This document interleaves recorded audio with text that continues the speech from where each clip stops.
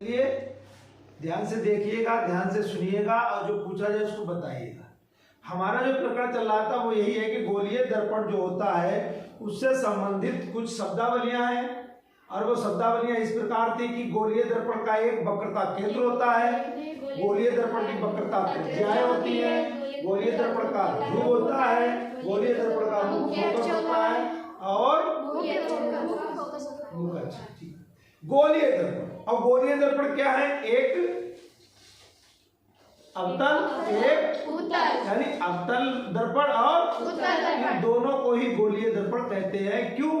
क्योंकि ये दोनों दर्पण किसी गोले का भाग होते हैं, यानी गोला होगा कांच का, उसी से गोलीय दर्पण बनते हैं। तो गोलीय दर्पण इसलिए गोलीय है, ये ऐसे गोल नहीं है, ऐसे तो ये वृत्त है, इसका गुलाई से कोई मतलब नहीं। गुलाई का मतलब है ऐसे गोल है, यानी वक्राकार है। अब ये भी देखो वक्राकार है, अंदर से दबा हुआ यानी खोखला है, अंदर वाली हिस्सा और ऊपर वाला तो उत्तल अवतल, ठीक, दोनों सतह इसी में है।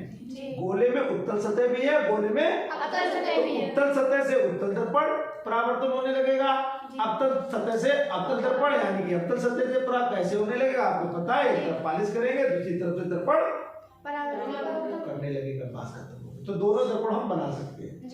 पर दर्पण बनाना तो बहुत पहले की चर्चा थी, आज वो चर्चा बहुत आगे बढ़ चुकी है। और कहाँ पहुंच चुके हैं? हम पहुंच चुके हैं मुकच्छ पे। हमने क्या देखा था कल?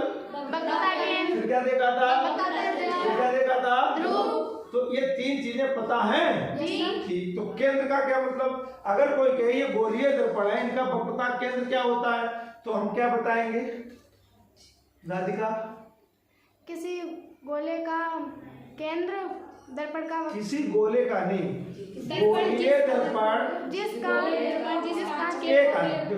एक आदमी। हाँ बताओ। गोलीय दर्पण जिस कांच के खोखले गोले का भाग होता है उसका केंद्र दर्पण का वक्रता केंद्र। गोलीय दर्पण जिस खोखले कांच के गोले से बना है, भाग कौन आगा कोई बात नहीं, गोलीय दर्पण कोई गोलीय दर्पण जिस खोखले कांच के गोले से बना है उस गोले का केंद्र।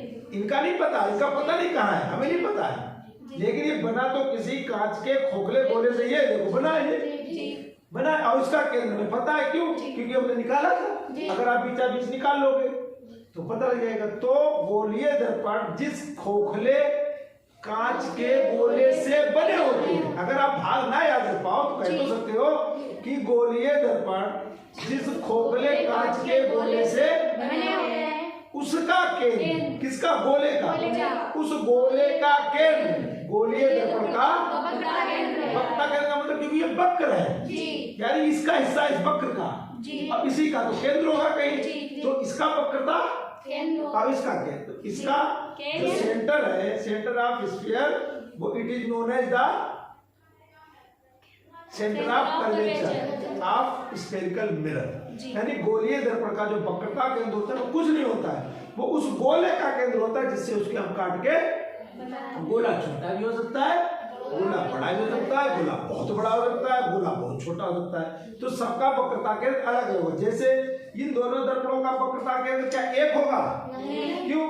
क्योंकि ये अलग गोले के बना होगा, ये फिर इसका अलग होगा। देखो तीनों दर्पण अलग अलग आकार के हैं, तो इसका गोला अलग रहेगा तो उसका केंद्र अलग होगा, तो इसका वक्रता केंद्र अलग आएगा, इसका वक्रता केंद्र, इसका वक्रता केंद्र। लेकिन बात वही है कि ये किसी गोले का भाग किसी गोले से बने हैं, तो गोले का केंद्र इनका वक्रता केंद्र। ठीक, ये बात समझ में आनी चाहिए। फिर क्या बात है? वक्रता, फिर वही बात कि गोले के केंद्र से उसकी परिधि तक, यानी कि यहां से लेके इसके केंद्र तक की जो दूरी होगी वो उसकी त्रिज्या होगी, किसकी? गोले की। तो जो गोले की त्रिज्या होगी, उस गोले से जो दर्पण बनेगा उसकी भी वही त्रिज्या वही होगी, बिल्कुल वही होगी। तो इस दर्पण की कितनी त्रिज्या आई थी? 10। हाँ, क्यों? क्योंकि इस गोले का व्यास 20 था और 20 का आधा किया था 10। तो इसका किसकी त्रिज्या कितनी है? 20। 10। इसकी त्रिज्या कितनी है? तो फिर इसकी कितनी होगी? 10 सेंटीमीटर। 10 की होगी, क्योंकि इसकी जो त्रिज्या वही इसकी त्रिज्या। बात खत्म होगी। फिर ध्रुव की बात आई, तो ध्रुव का गोले से कोई मतलब नहीं, जब दर्पण के ध्रुव की बात आती है, पोल ऑफ स्फेरिकल मिरर या पोल ऑफ मिरर, तो जब स्फेरिकल मिरर के ध्रुव की बात आएगी तो फिर गोले से मतलब नहीं है, फिर दर्पण से मतलब है। यानी कि ये दर्पण किस आकार का है? ये वाला है, यानी ये जो गोलक कहते हैं, यदि जगह ये कैसी है? वृत्ताकार है। तो इसका वृत्त का जो मध्य बिंदु है, वृत्त का जो वृत्त का मध्य बिंदु, इसका मध्य बिंदु नहीं, गुलाई का, इस वृत्त का जो मध्य बिंदु है वो इसका ध्रुव, यानी दर्पण का जो मध्य बिंदु होता है, दर्पण के गोलक का जो मध्य बिंदु होता है वही उसका ध्रुव होता है। यानी ध्रुव अब ये होगा, ठीक, ये ध्रुव होगा, वक्रता केंद्र यहाँ होगा, और वक्रता केंद्र से यहाँ तक की जो दूरी होगी वो क्या होगी? ठीक। तो अगर मैं कहूँ बेटा इसका ध्रुव कहाँ है, तो बताओगे गुरु जी ये ध्रुव है। मैं कहूँ इसकी वक्रता त्रिज्या कहाँ है, तो आपने कल ये देखा था, ये 20 सेंटीमीटर पे लगाया था, इसका 10 ये है, तो कहोगे गुरु जी यहाँ पे वक्रता केंद्र होगा, 10 सेंटीमीटर दूर होगा। फिर को मैं वक्रता त्रिज्या कितनी है, तो कहो गुरु जी यहाँ से लेके यहाँ तक की दूरी, यानी कि ध्रुव से लेके केंद्र तक की दूरी, दर्पण के ध्रुव से उसके वक्रता केंद्र के बीच की दूरी को, क्योंकि यहाँ पे क्या है, ये जो यहाँ पे क्या है, यहाँ पे ये क्या है? ओ, ये क्या है? ओ, पी कर लो, पोल कर लो, क्या है? पोल। तो केंद्र से पोल तक की, ध्रुव तक की दूरी को क्या कहेंगे? वक्रता त्रिज्या। हाँ, तो ध्रुव से केंद्र तक की दूरी, और ध्रुव ये है, ये, तो ध्रुव से केंद्र तक की दूरी, वक्रता केंद्र तक की दूरी को हम वक्रता त्रिज्या कहते हैं। ठीक, तो ये चीजें समझ में आ गई। जी। अब बात क्या आएगी? मुख्य अक्ष। क्या आएगी? मुख्य अक्ष। अब ये मुख्य अक्ष क्या होता है? अक्ष क्या होता है? Main axis. अक्ष का मतलब क्या है, मुख्य अक्ष का मतलब क्या है, ये आपको समझाना होगा या समझना होगा, दोनों चीजें आपको पता होनी चाहिए। चलो, कुछ बच्चों को पहले से पता है, अच्छी बात है, जिसको नहीं पता है वो तो हम क्लास शुरू करेंगे। जिसे पता है वो बताए क्या कहना चाह रहा है बेटा, बताओ। राधिका बताइए, इसी तरह हम मुख्य बताओ। वक्रता केंद्र तथा ध्रुव को मिलाने वाली रेखा मुख्य अक्ष कहलाती है। देखो अब हम एक मिरर बना रहे हैं, यही बना रहे हैं, ये वाला, ये बना रहे हैं दर्पण, गोला बना दिया, ठीक है बेटा। तो ये है, ये तो अभी तो मैंने क्या बनाया है? गोला बनाया है। क्या बनाया है? अब इसे हमें दर्पण बनाना है, तो दर्पण बनाने के लिए हम क्या करेंगे? यहां से इसको हटा दें, हटा दिया। अब हम क्या करेंगे? इधर पालिश कर दें, तब तक कर दी पालिश। अब क्या बन गया? ये वाला दर्पण। अब इस दर्पण की 3 चीजें आपको पता है, वक्रता केंद्र होता है, वक्रता त्रिज्या होती है, और ध्रुव। तो तीनों चीजें लिख लें।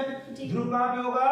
यहाँ पे, यानी ये P होगा जी। वक्रता केंद्र कहाँ होगा? यहाँ पे, भाई BG का तो केंद्र होगा, तो इसे कहेंगे C, इसे कहेंगे P। और यहाँ से यहाँ तक की जो दूरी है, यहाँ से यहाँ तक की जो दूरी है, उसे क्या कहेंगे? R। वक्रता त्रिज्या कहेंगे R। ठीक, तो 3 चीजें मैं पहले से पता है। अब अक्ष का मतलब क्या है? अक्ष का मतलब यहाँ पे कुछ विशेष चीज नहीं है। अक्ष का मतलब एक लाइन, एक रेखा। अब मैं इसमें कई लाइनें बना सकता हूँ बेटा, कई, देखना ध्यान देना, यहीं पे मैं कई लाइनें, इसको मैं हटा दूं क्योंकि लाइन बनानी है। ये तो हो गया वक्रता, ये हो गया अब मैं कई लाइनें यहां से डाल सकता हूँ। एक लाइन मैंने ये डाल दी, एक लाइन मैंने ये डाल दी, एक लाइन मैंने ये डाल दी, एक लाइन मैंने, अब एक लाइन हमने ये निकाल दी। अब यहाँ पे कितनी लाइनें आपको दिख रही, कितनी रेखाएं दिख रही है? 5। क्या ये 5 रेखाएं नहीं बनाई जा सकती है? बनाई जा सकती है, लेकिन इन 5 रेखाओं में एक रेखा स्पेशल है, विशेष है। वो क्या कर रही है? वो ये काम कर रही है जो अभी राधिका ने बताया। वो रेखा ध्रुव और वक्रता केंद्र को मिला रही है। बात समझना, रेखाएं तो 5 हैं, 1 2 3 4 5 बन सकती है, उससे कम से यहाँ से भी प्रकाश, यहाँ से प्रकाश, कैसे। लेकिन एक जो रेखाखंड है उसकी विशेषता है कि वो रेखाखंड ध्रुव और वक्रता केंद्र से होकर जा रही है, ये कह दो, या मिला रही है। भाई होकर जा रही है या मिला रही है। बात देखिए, जी जी तो एक रेखाखंड, एक लाइन क्या कर रही है, ध्रुव और वक्रता केंद्र को मिला रही है या उनसे होकर जा रही है। कौन सी वाली जा रही है बताओ आगे, नेहा बताएगी आगे। यहाँ कौन सी रेखा ध्रुव और वक्रता केंद्र को मिला रही है? ये वाली। ये वाली क्यों नहीं मिला रही है? क्यों? क्योंकि ये वक्रता केंद्र से तो जा रही है लेकिन ध्रुव को, क्योंकि ध्रुव तो बीच में होता है, ये ध्रुव को नहीं मिला रही है। क्या ये मिला रही है? नहीं। क्या ये मिला रही है? नहीं। क्या ये मिला रही है? नहीं। तो बस इतनी सी बात समझनी है कि वो लाइन अब काल्पनिक है, होती नहीं है, दिखाई नहीं देगी आपको, दिखाई दे रही है लेकिन होगी। लेकिन उसकी विशेषता क्या है? उसकी विशेषता केवल इतनी है कि वो ध्रुव और केंद्र को मिला रही है, वहीं से होके जा रही है। अगर ये ध्रुव मान लो और ये केंद्र मान लो तो ये ऐसी आएगी। अब यहाँ तो केंद्र है लेकिन ध्रुव यहाँ नहीं है, तो एक लाइन यहाँ भी आ रही है, तो उससे कोई मतलब नहीं। तो ये वाली देखो ये, ठीक। तो क्या कहोगे? वह रेखाखंड जो ध्रुव और वक्रता केंद्र से होकर गुजरती है या मिलाती है, उस रेखा को मुख्य अक्ष कहते हैं। बस आपको समझना है क्योंकि इसके पीछे एक बहुत बड़ा विज्ञान है, एक कारण है, वो भी आपको समझना पड़ेगा, वो बात की बात है। पहले आप केवल इतना समझाएंगे, ठीक। तो अब यहाँ पर मुख्य अक्ष कौन सा होगा? ये वाला नहीं है जिसको मिटा दिया, ये नहीं इसको मिटा दिया, ये नहीं इसको मिटा दिया, ये तो हमने ये सब मिटा दी, ये वाली सब। अब कौन सा मुख्य अक्ष बचा है? ये। तो मुख्य अक्ष पे क्या क्या स्थित है? अब इस मुख्य अक्ष पे आपको क्या क्या मिलेगा? अगर इस रास्ते में चलना शुरू कर दें तो हमें रास्ते में कौन कौन गोत्रिया, कौन कौन लोग मिले? सबसे पहले हमें काम मिले, ध्रुव मिलेगा। फिर बाई लाइन में हम चलते चले हमें क्या मिलेगा? वक्रता केंद्र मिलेगा। आगे बढ़ते चले जाएंगे और चीजें मिलेंगी भी आएगा। लेकिन अगर इस लाइन पे बढ़ेंगे तो हमें ध्रुव नहीं। तो इसे क्या कहेंगे? इस रेखाखंड को मेन एक्सिस, मुख्य अक्ष कहेंगे, इसे मुख्य अक्ष कहेंगे, मुख्य अक्ष, ठीक। तो आप कहां तक आ गए?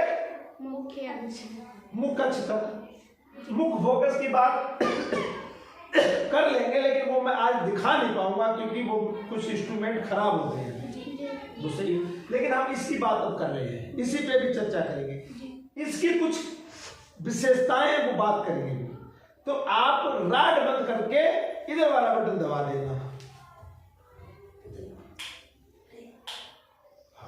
दब गया बटन? कुछ दिख रहा है? क्या दिख रहा है? जो दिख रहा है पहले मैं वो बता दूं। आप देख रहे हैं एक लाइन, एक लाइन यानी यहाँ प्रकाश नहीं बोल रहे हैं, मैं एक रेखाखंड बोल रहा हूँ। लाइन जा रही है और प्रकाश के माध्यम से दिखा रहा हूँ आपको। वो कहां से होके जा रही, क्या कर रही है, थोड़ी देर के लिए आप खुद समझो। वो पहले ये देखो वो टकराई कहां? दर्पण में। दर्पण में कहां टकरा रही जाती है? कहां टकरा रही है? दर्पण के ध्रुव। और ध्रुव का मतलब दर्पण के बिल्कुल मध्य में, बीचा बीच में टकरा रही है। टकरा रही है। तो पहला कारण तो है कि ये जो रेखाखंड है ये वाला, ये दर्पण के ध्रुव पे टकरा रहा है, यानी लाइन आ रही है। आ रही है और उसके बाद आप इसको देखेंगे, उसके बाद आप इसको देखेंगे कि ये टकराने के बाद वहीं से जा भी रही है। देखो और कहीं तो नहीं दिख रही है। टकराने के बाद अभी हम घुमा देंगे तो आपको दिखेगी, अभी नहीं घुमा क्योंकि सेट करने में टाइम लगा। पहले समझ लो फिर दिखा देंगे। ये रेखाखंड यानी ये प्रकाश, अब यहाँ प्रकाश इसलिए बोल रहा हूँ क्योंकि प्रकाश से समझा रहे हैं। ये प्रकाश यहीं से गया और टकराने के बाद यहीं से वापस चला गया। तो इसके लिए क्या होना चाहिए था? इसे 90 डिग्री पे जाना चाहिए था। बात समझ लेना, इसे 90 डिग्री पे जाना चाहिए। अब हम आपको एक कहानी समझाएं बहुत अच्छी कि अगर कोई भी दर्पण हो, कोई भी गोलीय दर्पण हो, कोई भी, चाहे अवतल चाहे उसके अगर वक्रता केंद्र से प्रकाश जाएगा, बात समझना बहुत बड़ी बात आ रही है यहाँ पे। अगर किसी दर्पण के वक्रता केंद्र से प्रकाश की किरण आए, वक्रता केंद्र से, चाहे वो भी इधर आए चाहे फिर वो इधर आए, चाहे फिर वो इधर आए, या बिल्कुल ऐसे आए, लेकिन वो आ कहां से रही है? वक्रता केंद्र से। बात समझना। जी जी। अगर कोई प्रकाश किसी गोलीय दर्पण पर आपतित हो रहा और वो जा कहां से रहा है? वक्रता केंद्र से। अब हम यहाँ पे एक प्रकाश और डाल रहे हैं, एक मतलब यहाँ से एक, ये गया एक, तो ये जा रहा है, एक ये जा रहा है, एक ये, तो बताओ वक्रता केंद्र से कितनी प्रकाश की लाइनें जा रही हैं? यहाँ चार, और वक्रता केंद्र से कितनी नहीं जा रही हैं? एक। तो जो वक्रता केंद्र से प्रकाश की किरणें जा रही हैं जी और वो गोलीय दर्पण पर आपतित हो रही है, यानी टकरा रही है, ठीक बेटा? जी। तो अगर वक्रता केंद्र से कोई प्रकाश की किरण गई और दर्पण से टकराई तो फिर वो उसी मार्ग से वापस आएगी। बात समझ लेना, ये कदे समझ लो आज। अगर कोई प्रकाश वक्रता केंद्र से होकर जाए और गोलीय दर्पण से टकराए, आप मतलब आपतित तो उस पे आप आती है, तो वो उसी मार्ग से वापस आएंगी। बात समझ लेना, यानी कि जिससे गई उसी से, तो यहाँ कितने प्रकाश की किरणें उसी मार्ग से वापस आएंगी? चार। क्यों? क्योंकि चार किरणें वक्रता केंद्र से जा रही हैं, तो ये जाएगी, ये आएगी, ये जाएगी, ये आएगी, ये जाएगी, ये आएगी, ये जाएगी, ये वाली नहीं। क्यों? क्योंकि वो जा तो रही है लेकिन वो वक्रता केंद्र से नहीं जा रही। तो ये जाके हो सकता है इधर चली जाए, हो सकता है इधर चली जाए, वो देखेंगे। अच्छा, ऐसा क्यों हुआ कि ये जो चार किरणें हैं, ये जो चार किरणें हैं, वो अपने मार्ग से क्यों वापस आएंगी? क्योंकि पहला कारण बता दिया, क्योंकि वो वक्रता केंद्र से होकर। तो वक्रता केंद्र से जाने इसका मतलब क्या है? अगर वो किरणें वक्रता केंद्र से जा रही हैं और उसी मार्ग से वापस आ रही हैं, तो इसका अर्थ क्या है, इसका मतलब क्या है, ये समझाओ मुझे। कुछ समझो फिर समझाओ मुझे, तो मैं कुछ बना लो, बताओ ऐसा क्यों हो रहा है, ऐसा हुआ क्यों? यहाँ पे बनाएंगे, ऐसा क्यों हुआ बताओ, ऐसा क्यों हुआ? समझाओ, ऐसा क्यों हुआ? समझो,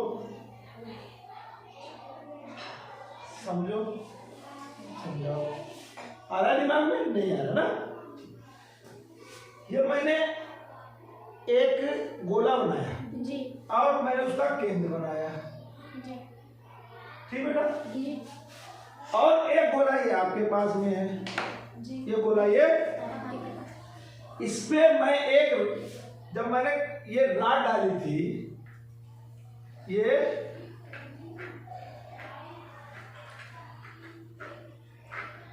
राड डाल दी जी। तो जब ये राड डाली है तो ये अंदर कहां से होके गई होगी? वक्रता केंद्र नहीं, इसके केंद्र से, इसके केंद्र से। तो जब इधर से डाली तो कहां से गई? इसके।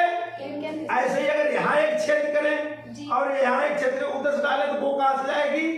वो भी वक्रता केंद्र से जाएगी। कब? जब बीचा बीच से डालेंगे। अगर यहाँ से यहाँ डाल लेंगे तो वो केंद्र से। तो ये जो वाली लाइन है, ये इस गोले को दो बराबर भागों में नहीं बांट रही, और ऐसी कहीं से डाल लें, ऐसी तो जाएगी कहां से? हमेशा कहां से जाएगी? वो हमेशा देखो, ऐसे डालो तो भी कहां जाएगी? केंद्र से, वक्रता केंद्र। ऐसी डाले तो भी कहां जाएगी? केंद्र से।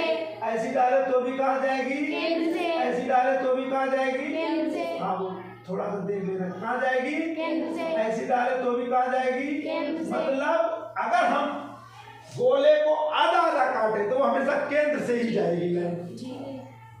और आप खुद बताओ कि जब ये केंद्र से गई तो ये केंद्र से जाने के बाद परिधि पे कैसे टकराई? परिधि पे कैसे टकराई है? देखो, परिधि पे हमेशा कितने कोण पे टकरा रही है? देखो 90 पे। कितने पे टकरा रही है? 90 पे। कितने पे टकरा रही है? 90 पे। तो जो केंद्र से किरण जाएगी वो जब परिध से टकराएगी यानी वक्रता इससे वक्र भाग से टकराएगी तो हमेशा 90 डिग्री पे टकराएगी, हमेशा 90 डिग्री। बात समझना चाहिए, कितना भी घूमा उससे कोई मतलब नहीं। तुमको गुरु जी तो घूमो है उससे मतलब नहीं, वो टकराएगी कितने से? 90 डिग्री। कब? जब प्रकाश वक्रता केंद्र से जाए और वक्रता केंद्र से नहीं जाएगा तो फिर 90 से ज्यादा पे टकराएगा या 90 से कम पे। और ये आपको मैं पहले ही बता चुका हूं कि अगर कोई किरण 90 डिग्री पे जाएगी तो वो लंबवत मानी जाती है। कैसी मानी जाती है? लंबवत। और जब लंबवत प्रकाश आपतित होता है तो वो वापस कहाँ से आएगा? जिससे जाएगा यानी 90 डिग्री पे गया तो 90 डिग्री पे ही आया। तो यहाँ क्या हो रहा है? यहाँ क्या हो रहा है बताओ? केंद्र से आ रहा है। बात समझना, यहाँ जो प्रकाश है वो कहाँ से आ रहा है? और वक्रता केंद्र से आने वाला प्रकाश हमेशा लंबवत माना जाता है। लंबवत आपतित हो रहा है, लंबवत। और जब लंबवत आपतित हो रहा है तो लंबवत ही वो परावर्तित भी 90 पे गया तो उसमें आपको परावर्तित दिखाई नहीं देगा क्योंकि जिस मार्ग से आया उसी मार्ग से तो गया। पहली चीज समझना वक्रता। तो अब यहाँ दो काम एक साथ हो रहे हैं। अब यहाँ दो काम एक साथ हो रहे हैं। एक तो ये वक्रता केंद्र से आ रहा है और दूसरा ये ध्रुव पे टकरा रहा है। बात समझना, ये देखो ध्रुव पे नहीं टकरा रहा लेकिन ये वक्रता केंद्र से भी आ रहा है और तो ये किरण दोनों काम कर रही है। एक तो और तो फिर इसे ही मुख्य अक्ष भी कहेंगे। देखो फिर ये क्या बन जाएगी? मुख्य अक्ष। तो ये मुख्य अक्ष पे आ रही है। देखो तीन चीजें हैं, एक तो ये वक्रता केंद्र से आ रही है, दूसरी ये ध्रुव पे टकरा रही है, तीसरा काम इसने किया ध्रुव और वक्रता केंद्र को मिला दिया। तो इसीलिए इसे मुख्य अक्ष कहेंगे। अगर ये ऊपर से आए या नीचे से तो फिर ये मुख्य अक्ष नहीं होगी, फिर ये मुख्य अक्ष के ऊपर या नीचे। जैसे एक दूसरी डाल दें, यहाँ दूसरी, एक तीसरी, एक चौथी, एक पांचवी, तो क्या इन्हें मुख्य अक्ष कहोगे? नहीं, मुख्य अक्ष केवल ये वाली होगी, ये वाली। और इसमें जो प्रकाश जाएगा वो इस पे ही वापस इन पे वाला नहीं आएगा, ये वाला परावर्तित होगा। ये मतलब होगा ऐसे, ऐसे जाएगा जी, ऐसे जाएगा। बात समझ लो मेरी? बात समझ लो। नहीं समझ पाई? क्या है कि अगर किसी गोलीय दर्पण पर प्रकाश आपतित हो रहा है और वो नहीं, हाँ, अगर वो वक्रता केंद्र से जा रहा है तो वो लंबवत जाता है। और अगर वो वक्रता केंद्र से होकर ध्रुव पे जा रहा है तो वो लंबवत तो है ही, फिर वो मुख्य अक्ष भी हो जाता है। बात समझ लो बहुत अच्छी तरीके से। तो मुख्य अक्ष का मतलब क्या हो गया?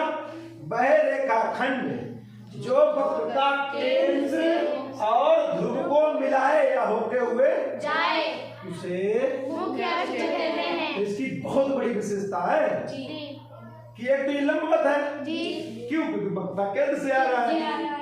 दूसरा ये मुख्य अक्ष है, क्यों? क्योंकि ये वक्रता केंद्र और ध्रुव को मिला है। फिर यहाँ से आने वाला प्रकाश जैसे आएगा वैसे ही जाएगा, उसी मार्ग से जाएगा, वापस भी जाएगा। अब मार्ग जरा सा बदल दो। कैसे बदलोगे? कैसे इसको बदल सकते हैं? इसको बदलने के लिए आप कुछ नहीं करना, वक्रता केंद्र से हटा दो इसे। कहाँ से हटा दो? भले ये ध्रुव पे टकराए लेकिन वक्रता केंद्र, क्यों? क्योंकि ये प्रकाश क्या यहाँ से आकर ध्रुव पे नहीं टकरा सकता है। भाई ध्रुव तो ये है लेकिन वक्रता केंद्र से नहीं आया, वक्रता केंद्र से तो यहाँ जाएगा, यहाँ आएगा। बात समझो, बात समझो कि ये तो हो गया आपका मुख्य अक्ष। तो मुख्य अक्ष वाला प्रकाश जैसे जाएगा वैसे, क्यों? क्योंकि ये तो लंबवत है, क्योंकि केंद्र वक्रता केंद्र से जा रहा है। अब एक प्रकाश आया तो और ध्रुव से ही और ध्रुव पे टकराया लेकिन वक्रता केंद्र से नहीं आया। ध्रुव पे तो टकराया, कोई बात नहीं, इधर से, लेकिन वक्रता केंद्र से तो इसे हम क्या कहेंगे? मुख्य अक्ष से नहीं आया, ये लंबवत नहीं आया, एक लंबवत भी नहीं आया, क्यों? क्योंकि ध्रुव से नहीं गया, वो सॉरी वक्रता केंद्र से नहीं गया, तो ये इधर से गया तो इधर से वापस आया। वही काम यहाँ कर लो, खाली वक्रता केंद्र से हटा दो, ध्रुव पे बना रहने दो, ध्रुव पे टकराने दो। हटाना क्या इसका? वक्रता ये यहाँ से ना आए तो हम क्या करें? वो जरा सा घुमा दे, कुछ नहीं करना, हल्का सा घुमाई देना, ध्रुव तो रहेगा ही। देखो ले आओ। हो गया काम? जी। नहीं हुआ। क्यों? अब क्या हुआ? अब देखो दिख रहा है कि अब ये वक्रता केंद्र से नहीं आ रहा है, जी ध्रुव पे तो टकरा है, जी वो तो कोई बात है, ध्रुव पे आप टकरा सकते हो, लेकिन ये अब लंबवत नहीं है। और मुख अक्ष पे नहीं आ रहा है। जी मुख अक्ष के लिए क्या होना था कि ध्रुव के साथ ये वक्रता केंद्र से भी आता, जी यानी मिलाता। अब ये नहीं मिला रहा है, तो प्रकाश तो आपतित हो रहा जी। है, लेकिन ये लंबवत नहीं आपतित हो रहा है। क्योंकि ये तो केंद्र से नहीं आ रहा है, जी। वो वक्रता केंद्र से। वेरी गुड, ठीक। और वक्रता केंद्र और ध्रुव को नहीं मिला रहा है, जी तो मुख अक्ष नहीं है, तो दोनों काम नहीं हो रहे। जी। एक तो ये लंबवत इसलिए नहीं है क्योंकि ये ध्रुव के वक्रता केंद्र से नहीं आ रहा है, मुख अक्ष क्यों नहीं है क्योंकि ये और ध्रुव को नहीं मिला रहा है, आपतित हो रहा है जी। और ध्रुव पे हो रहा है, कोई बात। तो इसीलिए जैसा जितने कोण पे आया उतने कोण पे चला गया। चला गया। अब इधर कोण बदल दो फिर, जितने कोण पे इधर से आया उतने कोण पे, इधर से। लेकिन फिर वही काम करो, कौन सा जो कर रहे थे। अभी हो गया केंद्र पे, नहीं अब कैसे आ रहा है? नहीं नहीं नहीं नहीं नहीं नहीं नहीं नहीं नहीं। अब क्या हुआ? अब ये मुख अक्ष बन गया। जी अब ये क्या बन गया? मुख्य अक्ष अब ये मुख अक्ष से आया और मुख अक्ष पे ही चला गया। चला गया। ये है मुख अक्ष, इसे कहते हैं मुख्य अक्ष मुख। अक्ष। तो मुख अक्ष बहुत महत्वपूर्ण चीज है किसी भी गोलीय दर्पण के लिए, क्योंकि आगे के जितने भी चित्र बनेंगे वो मुख अक्ष से ही पता लगता है, क्योंकि प्रकाश मुख अक्ष के समांतर आने माना जाता है। तो देखेंगे जी, जी। कहानी बात की, लेकिन आज आपका जो प्रकरण सबसे महत्वपूर्ण है वो यही है कि मुख अक्ष क्या होता है, उसको कैसे पता करेंगे, उसको कैसे जानेंगे, इसको